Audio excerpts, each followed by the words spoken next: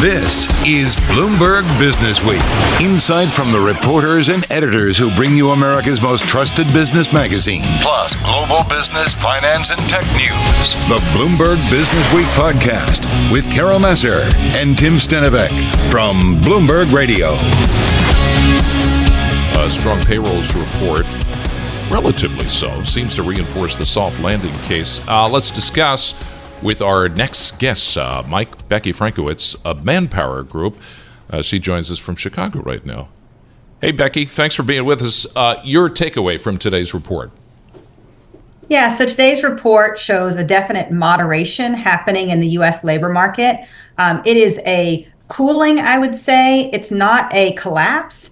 We are seeing some month-over-month softness, but some of that is welcome because now employers are actually able to fill jobs at a faster rate than they've been able to all year long. So moderation is the headline. A slow glide into a more stable labor market, I would say, is what we can look forward to for New Year's. Yeah, Becky, I wanted to talk about that time it takes to fill a job these days. I was reading a note you sent to us before the show. The time to fill roles has dropped to 49 days in November from an average of 122 days in 2023 year to date. 122 days seems to me like a tremendous amount of time to fill a job. I mean, is that just off the charts historically? What would sort of be like a healthy, normal number of days for that metric? Yeah, so it fluctuates, as you might imagine, but 4 months to fill a job is unprecedented. So we're sitting on about a month and a half, as you said, 49 days today. We like to see that at about 40 to 45. So, it takes a month, a week or so to actually fill a job in a normalized labor market. But a significant drop month over month or for the year-to-date average to the month. And that's really the hallmark of this cooling reduction in demand. Again, but for November, we saw double-digit demand declines from October to November across all sectors in the economy. And the jobs report, while it looks quite robust, the underlying thing we should be asking about is, hey, what's happening with holiday hiring? What's happening with retail? Logistics slowed down. What impact were the strikes on the numbers we saw in government? So when you disaggregate the report, while it looks very, quite positive, I would say at face value, it's actually quite moderate and gives us some signals of what to expect as we close December.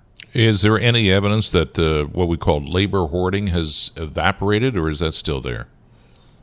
Yeah, so we're not seeing the pandemic paranoia that I would call the labor hoarding output of back after the crisis, but we are seeing employers still hold on to their employees. We're not seeing layoffs. We're seeing some increases. You heard Spotify, Panera was in the news, but we're not seeing recession type increases in layoffs. They're quite stable. And so what's happening is employers are holding on to their talent, and there's a new term in the marketplace. It's called talent mobility. And what that means is within a company, employers don't want to let go of their talent. And so they're trying to move people around based on their capabilities versus letting people go and rehiring for new skills. And I think that's great news for the American employee, as we all need to upskill and reskill for the future. Becky, one of the other labor reports we got this month that sort of hinted at that slowdown you're talking about was that JOLTS survey. That's the government's survey of job openings in the U.S. And it really has softened quite a bit. I mean, it was, again, one of those numbers that was just off the charts last year, over 12 million job openings. This past month, it came down by about 600,000 to about 8.7 million. How does that number jibe with the data you see at Manpower? I mean, are the number of available jobs really shrinking at a pretty rapid rate? Yeah, we saw about a 20% reduction from October to November on available jobs in the country. So that's a pretty significant reduction. I'll counter that, though, by saying there are still 1.3 jobs for every unemployed American that's looking for work today. And you might say 1.3, how does that compare? Pre-crisis, we were running about 1.2. And so when I say we're getting back into, a more moderate labor market, today's labor market is starting to look like 2019, not 2020, which is a positive. When Mike leaves Bloomberg this afternoon, he's going to go to his other job. No, I'm kidding. What else could he do? How many people out there actually have more than one job at this point, and has that changed dramatically? Yeah, so great question. We're seeing about 5% of Americans hold more than one job. Some of those are multiple part-time jobs. Some of those are full-time plus part-time. Not super unusual as we go into the holiday season. That's getting us back to pre-pandemic averages. But the holiday season has been surprising. And so people are trying to earn money. So we don't see this continued expansion in credit or pay as you go, buy now, pay later that we're starting to see really take off with the millennials. People are needing to take on more jobs to get more money to pay for their holiday season. Well, Becky, where are the jobs shrinking the most? Are there any certain sectors that are cooling down faster than others?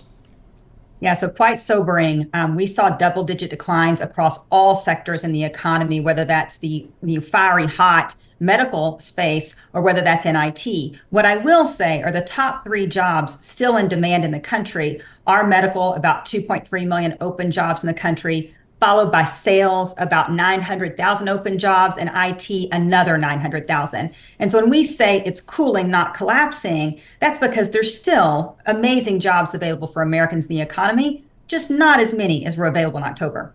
Hey, give us some advice for job seekers or even job holders, how to hold on to their jobs or what they should be looking for. I mean, like I was mentioning, Mike pretty much does it all. He's like the utility infielder, so he's never going to get fired. I'm mopping the floors later. They have me. So Mike, call me when you're ready for something new. No, I would say for skills in demand, again, if you want to make yourself in demand, medical is a hot space. If you didn't grow up in that, it's a hot space, not just for nurses, it's a hot space for, CNA or nurse assistants. When you get into software, almost anyone can get certification online today to learn new skills like Salesforce or SAP. And so position yourself for in-demand jobs. And you can do a lot of this online. It doesn't require you going to get a new degree. So that would be for people seeking. For people holding their job, now is a time to tuck in. We're seeing stabilization in the quit rate that had been increasing, hovering very high in terms of an average. Now's a good time to kind of tuck in and make sure you're developing yourself in your role versus looking to change jobs extensively. It's probably best to wait and not make that your New Year's resolution. Wait until Q2 when we anticipate some recovery in the marketplace. And I guess that would also mean if like your employer wants you back in the office 5 days a week, you better get back, right? Yeah, absolutely. That's a hot topic, John. That's a hot topic. We're still seeing, and if you scope out, it's still a very tight labor market, still more jobs than people. And so this negotiation, this tug of war happening between in the office or out of the office, we're seeing that settle about 3 days a week with a lot of flexibility.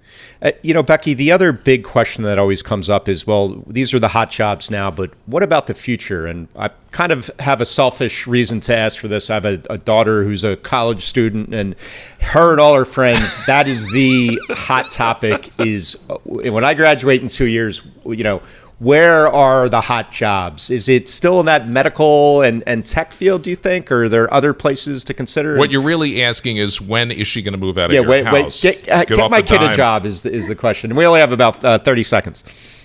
Yes, I have 3 in college, so I understand. Go for STEM. STEM jobs are still going to be the future. AI, anything with data, that's going to be a hot field and fairly future-proof for both of our kids. Good advice. AI, John. It's all about AI. Okay, Becky, thanks a lot. Looks like Becky's working from home. I'm just saying. Becky Frankiewicz of ManpowerGroup joining us from Chicago. I didn't mean to call you out on that. You're listening to the Bloomberg Businessweek podcast. Catch us live weekday afternoons from 3 to 6 Eastern. Listen on Bloomberg.com, the iHeartRadio app, and the Bloomberg Business app. Or watch us live on YouTube. All right, John, I have a pop quiz for you. You ready? No pressure. Lay it on me. If I give you the initials CBDC, do you know what I'm talking about? CBDC. I'm going to imagine it has something to do with something I don't understand, which is the world of crypto. You're absolutely right. Mike, I'll just tell you Close this. Enough. Well, the thing that really scares me about crypto is the fact that it's the number one topic of the barbershop. And when that happens, that's like a contrarian indicator to me. Run and hide. That's like the shoe shine boy with J.P. Morgan. Well, we've got a great guest here today to explain it all to us. His name is Chris Giancarlo. He is the former chairman of the Commodity Futures Trading Commission. He's now a senior counsel at the law firm of Willkie Farr and Gallagher. And he is co-founder of something called the Digital Dollar Project, which is a non-profit group focused on exploring digital innovation in money and future-proofing the U.S. dollar. Chris, thanks so much for joining us today. Mike, it's great to be with you. Thank you for the introduction. And Chris, I've tried several times to explain what a CBDC is. You know, I think most people, when they think of their money, they view it on their phone or on a computer screen. They think it's digital already. But could you just sort of explain to us in layman's term what the difference is between a CBDC, a central bank digital currency, and what we think of money today? Sure. CBDC stands for Central Bank Digital Currency. And the concept is it's digital money, digital currency. That means it's on somewhere on a digital network as opposed to sitting simply on a bank balance sheet. But it enjoys the full faith and credit of the U.S. government, unlike a stablecoin, which may have stores of reserves of currency or treasury securities, but is based upon the credit of a corporate institution, of a private sector actor. And so what is the future of the CBDC? I mean, are we definitely in the U.S. Going to see one soon? No, but we will be seeing CBDCs of all kinds here in the United States, whether the United States deploys a digital dollar or not, because 130 countries around the world are currently exploring central bank digital currency or CBDC. Like Nicaragua has already done it, has it not? Well, let's put aside small economies. China has already done it, and they already have it in 260 million Chinese citizens' wallets. The European Union has moved from exploration to now development of a digital euro, and they expect to have it in place in the next 2 or 3 years. So the point I'm making... Where it's been deployed, does it work? What's the experience? China's works. It's actually quite sophisticated. It's quite powerful, and in a matter of time, China will not only use it for domestic use, but will export it around the world as an export product. You could imagine in, say, 10 years, a digital bolivar, which is basically a white label version of China's digital yuan. It'll have interoperability with China's digital yuan for payments for, say, building up port facilities or water treatment facilities, but it'll be white labeled as a digital bolivar. You know, Chris, I think one of the sort of backlashes that comes up when this topic comes up is that the government will be able to sort of track what you do with your money. And I feel like, especially in the U.S., people love their privacy. Politics, privacy is a big issue. How big of a stumbling block is that issue, do you think? So, Mike, first of all, it's a very legitimate concern. Yeah. It's those representatives like Tom Emmer in Congress and DeSantis that have talked about this, they're not wrong to be concerned about this because the benchmark thus far is China's digital yuan, which is designed for full surveillance of the population. And if that model were to be the basis for a digital currency here in the United States, it would be a disaster. It would violate the Fourth Amendment of the Constitution, amongst other things, but it would be a disaster. But let's put that in context for a second. So can a stable coin. Okay, so can any type of centralized system of value is going to be a honeypot for a massive amount of data. So whether the government does it directly with a digital currency or does it indirectly by pressuring stablecoin operators to suck out all the data and hand it over to the government, as they've done with social media platforms. Right.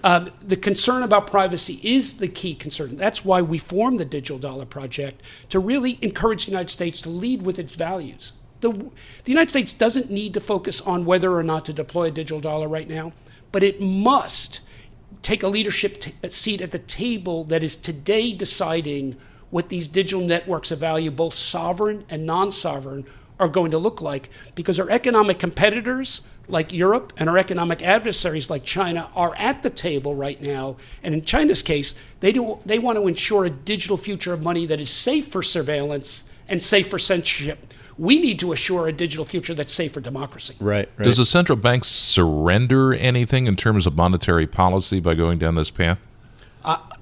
Designed right, they could actually obtain much more efficient tools of monetary policy. So take the COVID disaster, for example. What did our government do? It tried to issue paper checks to people because it had no digital means of distributing.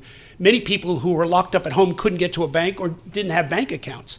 But with digital money, you could load it right onto their mobile device and do something that you can't do with cash, engage in online commerce. So a digital currency could actually be a great tool if we can get the other issues like privacy, like financial inclusion, like interoperability, and like resilience to penetration, if we can get those issues right. I can feel people out there saying, John and Mike, ask him about ETFs. What's happening? Can you jump into that? Where are we with a Bitcoin ETF or whatever? So, when I was at the CFTC, we green-lighted the first regulated market for any type of crypto, and that was Bitcoin futures in the U.S. And that was 5 years ago, and that market today is liquid, it's transparent, it's operating very, very well, and it's fully regulated. It was on that Bitcoin futures market that the SEC green-lighted an ETF. Today, we do have an ETF, but it's based upon the Bitcoin future, not based upon the spot market. What we're talking about here is green-lighting an ETF on the spot market. Thus far, the SEC has been unwilling to do it because the spot market is actually outside the CFTC's jurisdiction. Long story, which I won't go into now, but it's outside. Congress is toying, and there's some bills that would give the CFTC oversight of that, which would make the SEC's job much easier. Now, having said that, there's a lot of reason to believe that the SEC may be getting ready for an ETF on the spot Bitcoin and Ethereum markets right now. And if we look around the globe, Canada's already done it. Germany's done it. There are other functioning markets that are healthy, that are well regulated. And so I think there's very good arguments that the SEC should, and I think there's anecdotal evidence that they will greenlight that product sometime in the beginning of the year. Chris, I'd love it if you could put your old regulator's hat back on from your days at the CFTC, because we've had such an aggressive crackdown in the last year or two. We've all seen Sam Bankman-Fried go to jail. CZ, the co-founder of Binance, just pled guilty, on and on and on. The list goes on. Have we seen all the regulatory actions, all the enforcement actions, all the criminal actions that need to be done to clean up this space, or do you think there's more work to do? Well, certainly we've seen the big ones. I think FTX and Binance, long rumored, are the big ones in that category. I'm not aware of any other big ones. But let me put in context, if I could, both the regulatory actions and the criminality. And I want to, if I could, just go back 150 years to another period in American history when a major new technology came along that transformed the United States, and that was the railroad. Mm-hmm. The railroad allowed us to tie together a series of regional economies into one national economy.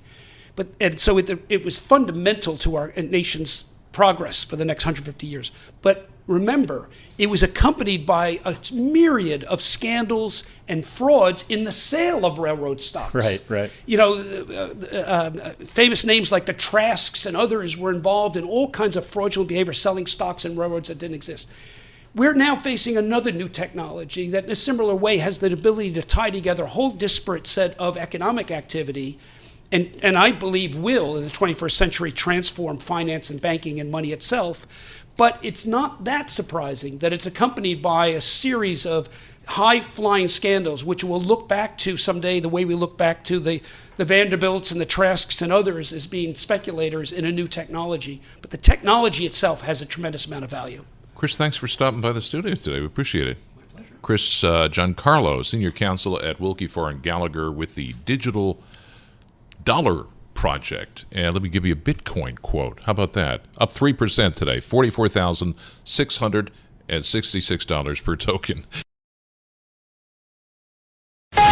You're listening to the Bloomberg Businessweek podcast. Catch us live weekday afternoons from 3 to 6 Eastern on Bloomberg Radio, the Bloomberg Business app, and YouTube. You can also listen live on Amazon Alexa from our flagship New York station. Just say, Alexa, play Bloomberg 1130.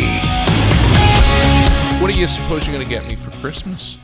For you, John, I was thinking a scented candle. A scented candle. No offense, but I feel like your fragrance could use an upgrade. Oh, why would I be offended by that, Michael? Anyway, this is a scented candle that we have in studio, and you know what? I take a whiff of it. You know what it smells like? To me, I got a hint of cinnamon. I got a hint of Fifth Avenue. There you go. The fragrance queen. It smells the fragrance expensive. queen is with us. Linda Levy is president of the Fragrance Foundation. What's the Fragrance Foundation? The Fragrance Foundation is a not-for-profit organization whose members unite and gather about the passion and artistry of fragrance. Wow.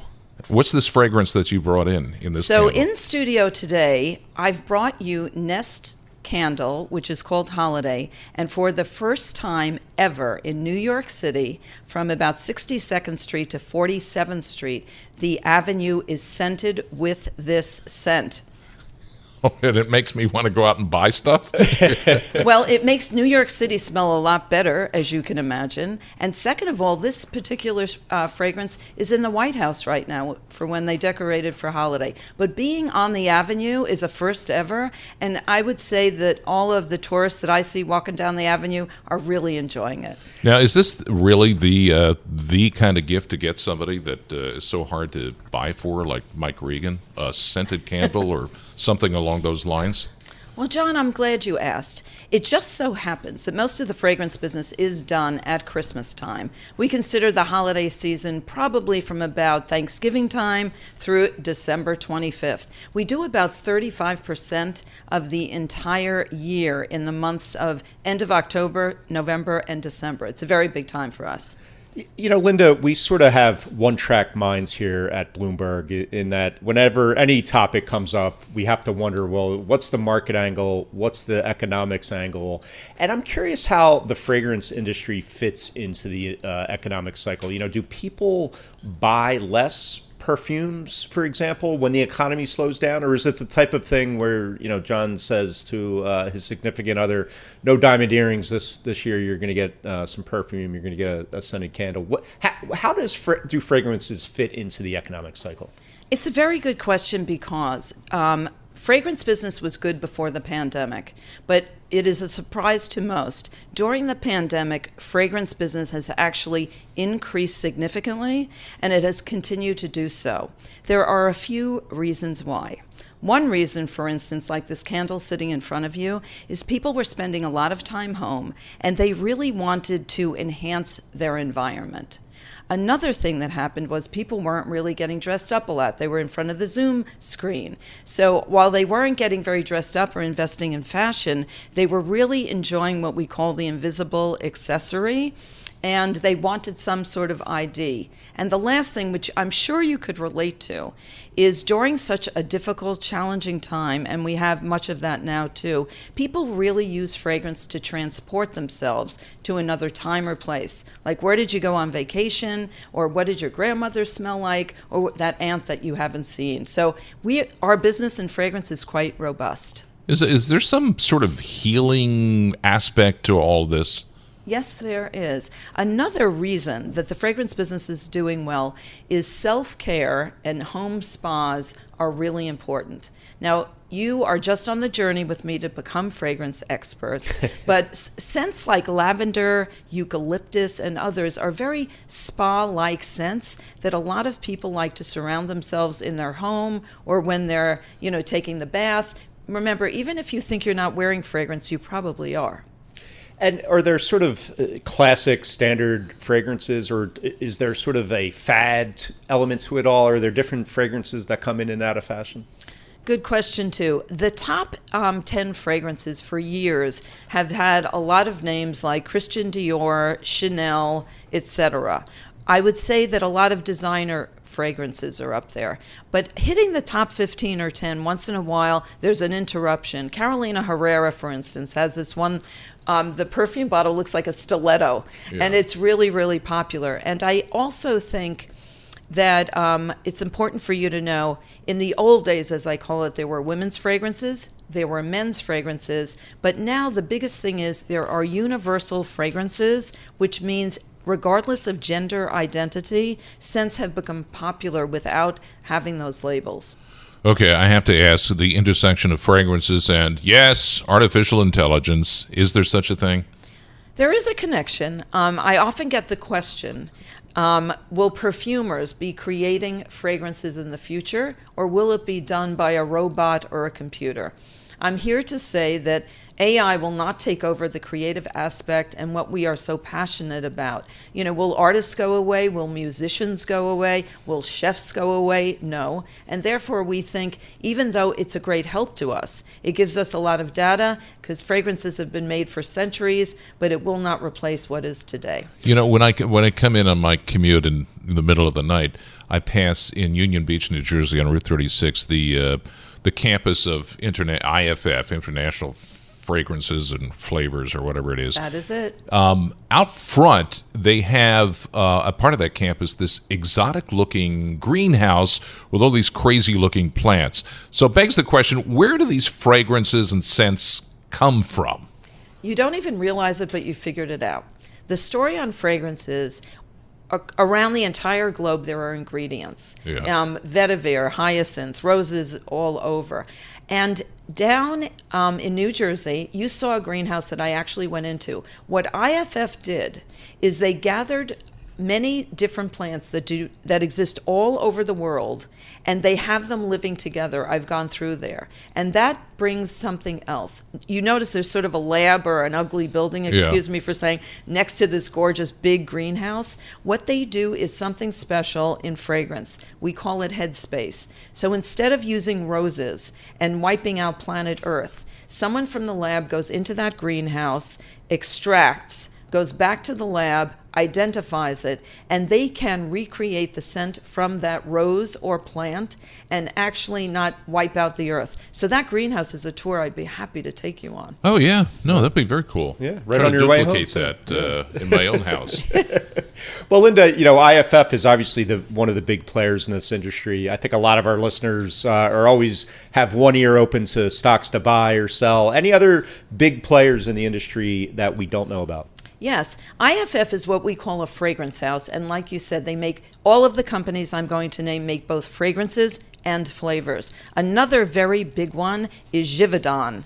It's based in Switzerland. They do the same, and they're even bigger than IFF, I believe. And another one that's one of the top three is just merged, and now it's called DSM Firmenich. So those are the three biggest global fragrance houses that make fragrances and flavors for the entire world. There are some that are smaller, but those are the three big. Should I stick with Old Spice? I must tell you, any fragrance you wear is a good fragrance. That Old Spice is still going strong. Yeah, after all these years, Mike. So now you know what to get me for Christmas. A scented candle. But it has to smell like Old Spice. Does Old Spice they need to have a candle line? That's a good point. They probably will after hearing this today.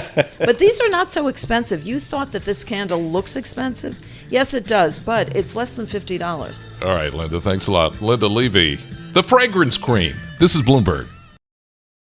I'm driving in my car. I turn on the radio. How about you let me drive? Oh, no. Who's gonna drive you home? Honey, please, I'll do the driving. Drive on. Excuse me, I want to drive. It's the question that drives us. This is the Drive to the Close That funky music will drive us till the dawn. on Bloomberg Radio. Yeah, and I'm John Tucker, along with Mike Regan. You are listening and watching Bloomberg Businessweek on YouTube. As we drive to the close, Eagle Eye Regan pointed out that the S&P 500 year-to-date up 20% right now. Just crossed that mark a little while ago. Not too shabby, John. Not too shabby. Well, look at the tech-heavy NASDAQ, as they say, up 37% for the year. The Dow, only a measly 9.5%. That soft landing narrative, Mike, that seems to have taken hold of the risk markets. And with that as the backdrop, let's bring in our next guest. Paul Christopher is head of global investment strategy at Wells Fargo Investment Institute, joining us from St. Louis. Hey, give us your perspective after the data we heard. We just pointed out that we got the inflation expectations from University of Michigan, of course, earlier, the jobs report. How does that all stack up for equities? Yeah, it stacks up in a way that takes advantage of liquidity that's available in this market right now. Certainly, the Treasury's decision late in October to sell a lot of T-bills has helped a lot of liquidity return to markets. And the soft landing scenario, it's always been there. It's been there all year. It won't really go away. But we think this is really an extended rally. It's been a long rally, but we think there's going to be better opportunities for our clients to invest at better prices come the beginning of the year, or at least early in the year, because this rally is really just way overdone. Paul, I was reading a note you sent us before the show. One stat really caught my eye, and that is that you write that history shows that the S&P 500 doesn't bottom until, on average, 6 months after the first Fed rate cut. So I'm wondering, in this scenario, what exactly are we talking about when we say the bottom? I mean, could it go all the way back to that low from last year? Because, boy, that would be quite a sell-off. That would be quite a sell-off, and for that you'd need some sort of a shock.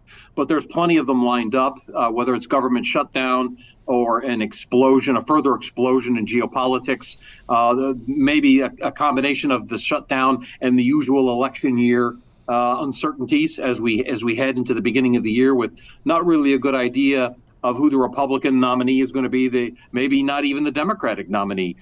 So there's plenty of uncertainties to start the year. And then you've got all those consumers with their buy now, pay later plans since Black Friday. And those are going to start coming due in the early part of next year. We could be in for at least a consolidation, if not a correction, and then some event could send us back down. I mean, think about how narrow this rally has been. NASDAQ up 37%, the Dow only up 9%. The average S&P stock has not done nearly as well as those top 7 names, and that gives us quite a bit of pause thinking about an economy that's slowing and really vulnerable to some of these shocks going into the new year. But Paul, tell everybody what happens at the end of the year for fund managers like yourself. Is everybody under pressure to make the final push and get gains before the year closes out? Sure, there's some straightening out of books to get things nice and pretty for the end of the year, and then in January you're going to have a lot of 401k money coming in, and that's going to further boost the market. But the seasonals turn negative, or at least neutral, in the immediate aftermath of that, and then more negative as we head in towards the spring, and perhaps just as the economy continues to weaken. This jobs report today, for example, again showing resilience. Yeah, maybe, but the trend is still lower. And as consumers run out of cash and they stop spending, a labor market that's better balanced than it was a year and a half ago is a labor market that's more prone to layoffs. So resilience is one of those things that, like the economy, can turn gradually, and then suddenly.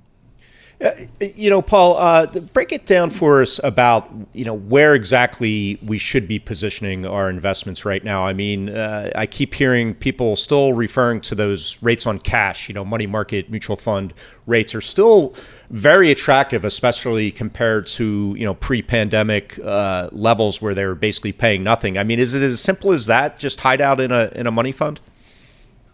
Well, for some people, maybe, but let me get to that in a second. We've been overweight the S&P 500 for a good part of this year, and we're not negative on stocks. I don't mean to suggest that we are, but we took profits in tech about the middle of the year, and we think now is really has been the time to be a little bit more quality oriented, a little bit more defensive.